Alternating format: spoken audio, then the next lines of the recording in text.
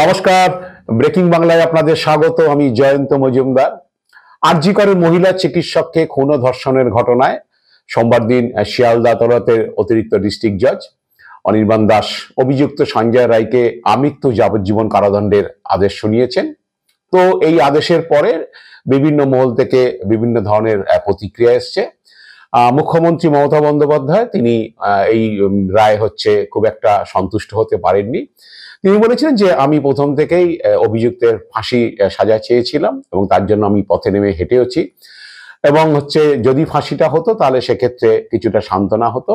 এবং পাশাপাশি মুখ্যমন্ত্রী এও বলেছিলেন যে রাজ্য পুলিশ পরপর 3টি ঘটনায় সম্প্রতি 54 দিন থেকে 62 দিনের মধ্যে ফাঁসির সাজা শুনিয়েছে 3টি, এবং তার আরো দাবি ছিল যে কলকাতা পুলিশের হাতে এই তদন্তটা থাকলে কলকাতা পুলিশ ফাঁসির সাজা করাতে পারত, এটা তার বিশ্বাস। এবং তিনি বলেছেন যে আমাদের হাত থেকে তদন্তটা কেড়ে নেওয়া হয়েছিল, কিন্তু সিবিআই তদন্ত নিয়ে তিনি সমালোচনা করেননি। বলছে সিবিআই কি করেছে সেটা আদালতে করেছে এবং আদালত যে নির্দেশ দিয়েছে সেই নির্দেশ তো মেনে নিতে হবে। তা মুখ্যমন্ত্রী কি বলেছেন সোমবার দিন এই আদেশের পরে মালদাতে, আমরা একটু আপনাদের শুনিয়ে দেবো। কেসটা থাকলে আমরা কিন্তু অনেকদিন আগেই ফাঁসির অর্ডার দিয়ে দিতে পারতাম। আমি জানি না কিভাবে লড়াই করেছেন, কি যুক্তি, ডিটেলসটা তো সিবিআই করছে, এবং আমাদের হাত থেকে তো কেসটা ইচ্ছা করে কেড়ে নিয়ে চলে গেল। আমরা তো বলেছিলাম আমরা যদি করতে না পারি তাহলে আপনারা সিবিআইকে দিন, আমার কোনো আপত্তি নেই, কারণ আমরা চাই বিচার হোক। এই নরক বিচারদের চরমতম শাস্তি হওয়া উচিত। যে আমি তো ডিটেলস কাগজপত্র দেখিনি, but I am not satisfied, কারণ আমি ফাঁসি হলে অন্তত মনকে সান্ত্বনা দিতে পারতাম। তো মুখ্যমন্ত্রী এই কথা বলার পরে আমি এই কলকাতা পুলিশের যারা তদন্তকারী অফিসাররা ছিলেন, যারা সঞ্জয় রায়কে গ্রেপ্তার ঘটনার 9 আগস্ট ঘটনার পরে যে 4 দিন কলকাতা পুলিশ হাতে তদন্ত ছিল, সেই তদন্তে যারা মনিটরিং করেছিলেন তাদেরকে 2-1জনকে আমি জিজ্ঞেস করেছিলাম যে কেন ফাঁসিটা হলো না বা যাবজ্জীবন কারাদণ্ড হলো। তারা দাবি করেছিলেন যে আমাদের হাতে তদন্তটা থাকলে আমরা অনেক আগেই ফাঁসি করিয়ে দিতে পারতাম, এরকম একটা দাবি তারা করেছেন। এবং তাদের মধ্যে অনেক সিনিয়র অফিসার রয়েছে, তারা দীর্ঘদিন ধরে এরকম খুন ধর্ষণের ঘটনা তদন্ত করেছেন। তো সেই বিষয়ে বলতে গিয়ে তারা সিবিআই এর কথা বা তদন্তে যেটা তারা করেছে, যা একদম চার্জশিট পেশ করা থেকে শুরু করে আর্গুমেন্ট পর্যন্ত, সেক্ষেত্রে তাদের 2-1টি কথা যেগুলো মনে হয়েছে যে সিবিআই বোধ সেখানে ল্যাক ছিল, সেই কারণে হয়তো কোর্ট সেখানে স্যাটিসফাইড হতে পারেনি বা বিরলতম ঘটনা বলে কোর্ট মনে করতে পারেনি। যদিও সেই অফিসাররা বলেছেন যে এখনো অর্ডারের পূর্ণাঙ্গ কপিটা অর্ডারটা কপিটা তারা পূর্ণাঙ্গভাবে পড়ে উঠতে পারেননি সেই সময়ের মধ্যে। তাই তারা যেটুকু শুনেছেন বা যেটুকু বুঝতে পেরেছেন, যা আর্গুমেন্ট পর্যন্ত যা করেছিল সিবিআই, সেগুলো তারা যেটুকু শুনেছিলেন তার ভিত্তিতেই তাদের এই মত। তো তারা যেটা বলেছেন সেই তদন্তকারীরা যারা কলকাতা পুলিশ এই তদন্তটা করছিলেন, আর তাদের মতে যে চার্জশিটে সিবিআই তারা বক্তব্য যে আমরা যখন তদন্ত নিই তখন আমরা প্রথমেই দেখি যে নির্দোষ ব্যক্তি যেন সাজা না পায়, বা দোষী ব্যক্তি যিনি অভিযুক্ত, যার সম্পর্কে প্রমাণ পাওয়া যাচ্ছে, তাতে যাতে সর্বোচ্চ সাজা করানো যায় সেই দিকেই আমাদের লক্ষ্য থাকে। কলকাতা পুলিশ সেরকম একটা লক্ষ্য নিয়ে কাজ করে, এবং সেই লক্ষ্যে থাকার জন্য একটা মামলাতে অনেক কিছু ঘটে, অনেক ঘটনা ঘটে। একটা মামলা যখন তারা স্টাডি করে বা পুরো ঘটনাটা যখন তারা জানতে পারে, তো অনেক কিছুই সেই মামলাতে আনতে নেই বা চার্জশিটে আনতে নেই, তার রিফ্লেকশন দেখাতে নেই। কারণ অনেক কিছু আনলে হয়তো মূল মামলাটা সমস্যা হতে পারে, আসামিকে সর্বোচ্চ সাজা করানোর ব্যাপারে সমস্যা হতে পারে, সেই কিছু কিছু ছাড় দিতে হয়। তাদের বক্তব্য যে একটা কথা আছে যে মামলা সাজানো ব্যাপারটা, মামলা সাজাচ্ছে কিভাবে পুলিশ বা তদন্তকারী সংস্থা, তো মামলা সাজানোর উপর অনেক কিছু ডিপেন্ড করে সেই আসামি সাজা করানোর বিষয়ে, এবং কোর্টকে 100% সন্তুষ্ট করতে হয় বা বিচারককে সন্তুষ্ট করতে হয়, তবেই বিচারক সর্বোচ্চ সাজা দেন। সেখানে যদি কোনো ফাঁক ফোকর থেকে থাকে, সেক্ষেত্রে বিচারক সেই ফাঁক ফোকর থাকলে তিনি সর্বোচ্চ সাজা দিতে পারেন না, তারও হাত পা বাঁধা, কারণ তিনি আইনের বাইরে চলতে পারেন না। তো সেই জন্য অনেক কিছু একটা ঘটনায় অনেক কিছু আসে, সেগুলো সবকিছু তারা মামলার মধ্যে টানেন না, কিছু কিছু ছাড় বাদ দিতে হয়, দিয়ে মূল যে বিষয়টা, অপরাধের বিষয়টা, সেটা যাতে ঠিকমতো রিফ্লেকশন হয় চার্জশিটে, সেই দিকে তাদের নজর থাকে। তো সেই তদন্তকারী অফিসারদের মনে হয়েছে যে সিবিআই এখানে চার্জশিটে একটা সাংঘাতিক ব্লান্ডার করেছিল। সেটা হয়েছে যে তারা চার্জশিটের 14 পাতাতে অভিযুক্ত সঞ্জয় রায় ঘটনার দিন দুবার মদ্যপান করেছিল এইরকম মেনশন করেছিল। হয়তো ঘটনাটা ঠিকই, কিন্তু চার্জশিটে সে মদ্যপান করেছে এটা না আনলেও চলতো, কারণ ওটার সঙ্গে মূল ক্রাইমটার কোনো রিলেশন নেই। কিন্তু এইখানে যেটা হয়েছে সেখানে একটা বিষয় তৈরি হয়ে গিয়েছে যে সঞ্জয় ইনটক্সিকেটেড অবস্থায় ঘটনাটা ঘটিয়েছে। যে কোনো সাধারণ মানুষ হচ্ছে স্বাভাবিক প্রবৃত্তি একটু চেঞ্জ হয়ে যায় যদি সে মদ্যপান করে বা কোনো রকম নেশা করে, ইনটক্সিকেটেড থাকে বা যে কোনো অবস্থাতে। তো সেক্ষেত্রে দাঁড়িয়ে একটা যে কোর্ট মনে করে যে এই আসামি যখন ঘটনাটা ঘটিয়েছে তখন সে স্বাভাবিক অবস্থায় ছিল না, যদিও সেটার জন্য যে সে ছাড় পাবে তার ব্যাপার নয়। কিন্তু যেটা আর্গুমেন্টে তারা বলতে পারতো যে আসামি ঠান্ডা মাথায় হচ্ছে একজন মহিলা একটা জায়গায় একা ফাঁকা একটা ঘরের মধ্যে শুয়ে ঘুমের মধ্যে রয়েছে, তাকে অসহায় অবস্থায় পেয়ে ঠান্ডা মাথায় সে এই ঘটনাটা ঘটিয়েছে, তাকে ধর্ষণ করেছে এবং খুন করেছে। কিন্তু ইনটক্সিকেশনটা এসে গেলে সেক্ষেত্রে তখন মনে হয় যে সেই অভিযুক্ত ঠান্ডা মাথায় সে ছিল না, সে অস্বাভাবিক অবস্থাতে ছিল, কারণ সে যে মদ্যপান করেছে দুপুরে এবং রাত্রে সেটা চার্জশিটে সিবিআই জানিয়ে দিয়েছে। এইটা একটা সিবিআই সম্ভবত তাদের মনে হয়েছে যে সিবিআইয়ের এখানে একটা বড় ব্লান্ডার হয়েছে।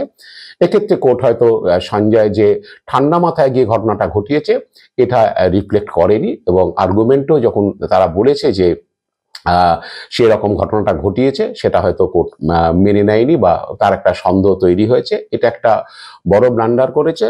সেক্ষেত্রে সে রক্ষাকর্তা যে কলকাতা পুলিশের সঙ্গে সিভিক ভলেন্টিয়ার যুক্ত, রক্ষা করা কর্তব্য, সে রক্ষা করার বদলে সে ভক্ষকের ভূমিকায় ছিল। এখানেও একটা প্রশ্নচিহ্ন রয়েছে, কারণ সিভিক ভলেন্টিয়ার সঞ্জয় রায় সে আরজিকর হাসপাতালে সিকিউরিটি গার্ডে বা কোনো কাজে ছিল না, যুক্ত ছিল না। সে কলকাতা পুলিশের যারা হাসপাতালে ভর্তি হয় বিভিন্ন কর্মীরা বা তাদের আত্মীয়রা, তাদের দেখভালের জন্য আরজিকর হাসপাতালে যাতায়াত করত। সেক্ষেত্রে তো সিবিআই বলতে পারতো যে সে ঠান্ডা মাথায় ঢুকেছিল এবং সে হাসপাতালে বিভিন্ন পুলিশ কর্মী যারা ভর্তি হন তাদের দেখভালের জন্য আসেন, এবং ঘটনার দিনও সে দুপুরবেলায় এসছিল।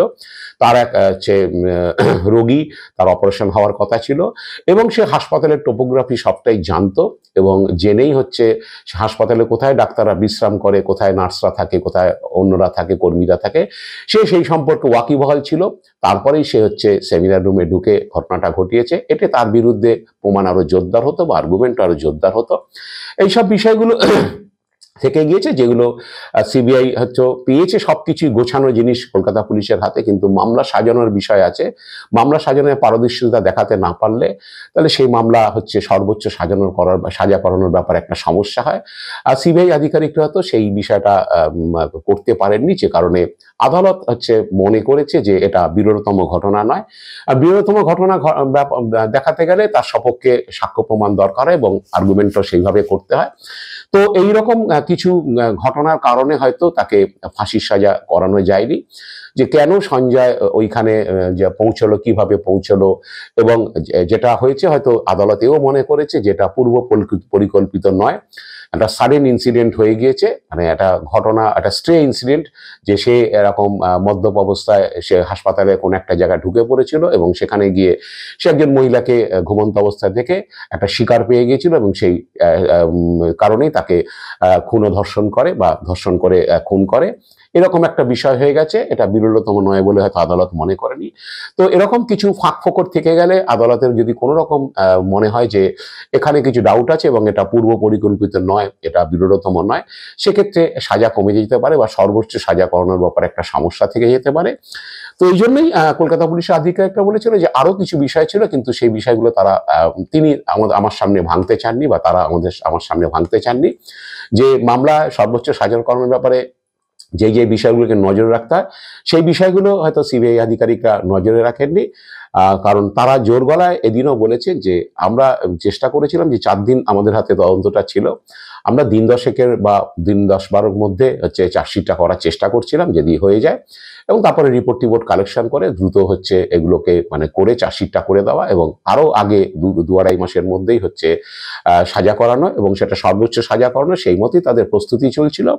এখন যে তারা যে দাবিটা করেছে বা মুখ্যমন্ত্রী যেটা বলেছেন যে তদন্তটা কলকাতা পুলিশের হাতে থাকলে হয়তো ফাঁসির সাজায় হয়ে যেত, একেবারে তিনি ভুল বলেননি। এবং রাজ্য পুলিশও যে বিষয়গুলি পরপর 3টে সাজা করিয়েছে, তারাও এই সর্বোচ্চ সাজা করানোর পেছনে হচ্ছে কি কি করতে হয়, কি কি ট্যাকটিক্স অবলম্বন করতে হয়, কিভাবে মামলা সাজাতে হয়, সেটা সম্পূর্ণভাবে 100% ঠিকঠাক করেছে বলেই হয়তো তারা ফাঁসির সাজা শোনাতে পেরেছে অভিযুক্তদের। কিন্তু এখানে সিবিআইয়ের একটা অপদার্থতা বা একটা ব্যর্থতা নিশ্চিতভাবেই প্রকট হচ্ছে আজকে। কারণ হয়তো সব জিনিসই ছিল তাকে সর্বোচ্চ সাজা করানোর ব্যাপারে, কিন্তু মামলা সাজানোর ট্যাকটিক্সে কিছু গন্ডগোল এবং আর্গুমেন্টে কিছু গোলমালের জন্য কোর্ট হয়তো মনে করেনি এটা বিরলতম। কারণ কোর্ট সব বিষয়টা যাচাই করেই হচ্ছে একটা সিদ্ধান্ত নেয়। কারণ একজন এডিজে, তিনি একজন সেশন জাজ, তিনি একজনকে কাউকে মৃত্যুদণ্ড দেবে, পৃথিবী থেকে তাকে চলে যেতে হবে, সেটা দেওয়ার আগে তিনি অনেকবার ভাবেন, বিষয়টা ভালো করে যাচাই করেন মামলার মূল বিষয়টা, এবং তারপরেই তিনি হয়তো সেই অর্ডার দেন। তো তারা এই ধরনের মামলাই তারা শোনেন, যে সেশন জাজরা এরকম সিনিয়র ক্রাইমের মামলা তারা শোনেন। তো সেই দিক থেকে দেখা গেল হয়তো কোর্ট তার কেন তাকে সর্বোচ্চ সাজা দেওয়া হয়নি বা যাবজ্জীবন দেওয়া হয়েছে সেটার ব্যাখ্যা নিশ্চিতভাবেই হচ্ছে অর্ডার শিটে থাকবে। এবং এরপরে যত উচ্চতর আদালতেই কেউ যাক না কেন, হাইকোর্ট বা সুপ্রিম কোর্ট, এই অর্ডারের উপরে বা এই কেস ডায়েরির উপরে সেই মামলার তদন্ত চলবে। যাই হোক, সিবিআই অনেক কিছু পেলেও আসলে অনেকে এখন বলছেন যে সিবিআই হচ্ছে এখন মিডিয়াতে খুব হইচই হয়, সিবিআইকে নিয়ে ঢাকঢোল পেটানো হয়, কোর্টে গিয়েও সিবিআই তদন্ত করুক, সিবিআই তদন্ত করুক চেঁচানো হয়। কিন্তু সিবিআই আসলে হচ্ছে যে সেই দিক থেকে এখন আর সেই এফিসিয়েন্সি আছে দেখাতে পারছে না, সেটা এখানে হাতে গরমে প্রমাণ পাওয়া গেল সঞ্জয় রায়ের ক্ষেত্রে। কারণ তাকে সর্বোচ্চ সাজা আলটিমেটলি করাতে পারলো না সিবিআই, যদিও সিবিআই সর্বোচ্চ সাজারও দাবি করেছিল। এখন সেদিক থেকে দেখতে গেলে তো মুখ্যমন্ত্রীর কথাই সঠিক, কারণ রাজ্য পুলিশ পরপর 3টে ফাঁসির সাজা শুনিয়েছে। সেক্ষেত্রে সিবিআই এখানে ফাঁসির সাজা শোনাতে ব্যর্থ হয়েছে এবং নির্যাতিতার বাবা মাও হচ্ছে আদালতের আদেশ মেনে নিলেও তারাও সন্তুষ্ট নয়। তারাও ফাঁসির সাজা হলেই হয়তো খুশি হতেন, কারণ তাদের মেয়ে চলে গিয়েছে। আরো বিভিন্ন মহল থেকেও একইভাবে অসন্তোষ বা অখুশির খবর এসছে যে সিবিআইটা পারল না। তারা সিবিআইয়ের ব্যর্থতাকে নিশ্চিতভাবেই দায়ী করবেন। এখন সিবিআই যতই ঢাকঢোল তাদের নামে মিডিয়াতে পেটানো হোক, যতই বিরাট প্রেস্টিজিয়াস এজেন্সি বলে করানো হোক, আসলে কোর্টে যে তারা এখন ভস্কা তাদের মানে কর্মকাণ্ড, তারা যে এফিসিয়েন্সির দিক থেকে অনেক হচ্ছে এখনো পিছিয়ে, সেটা আরেকবার প্রমাণ হলো। দেখা যাক আগামী দিনে অন্য মামলা সিবিআই কি করে, জানি না এটা এই মামলায় পরবর্তী পদক্ষেপ সিবিআই কি করবে। সিবিআই উচ্চতর আদালতে যেতে পারে, কিন্তু সেখানে এর থেকে বড় সাজা হবে কিনা আমার জানা নেই। কারণ এই যে বিচার, এই বিচার তো আর অন্য জায়গায় হবে না, এই বিচারের রায়ের উপরই সব জায়গাতে বিচার হবে, হাইকোর্ট বা সুপ্রিম কোর্টে। দেখা যাক ভবিষ্যতে এই মামলার ফেট কি দাঁড়ায়, তার জন্য আমরা অপেক্ষা করব। আজ এ পর্যন্তই। আপনারা ভালো থাকবেন, সুস্থ থাকবেন, নমস্কার।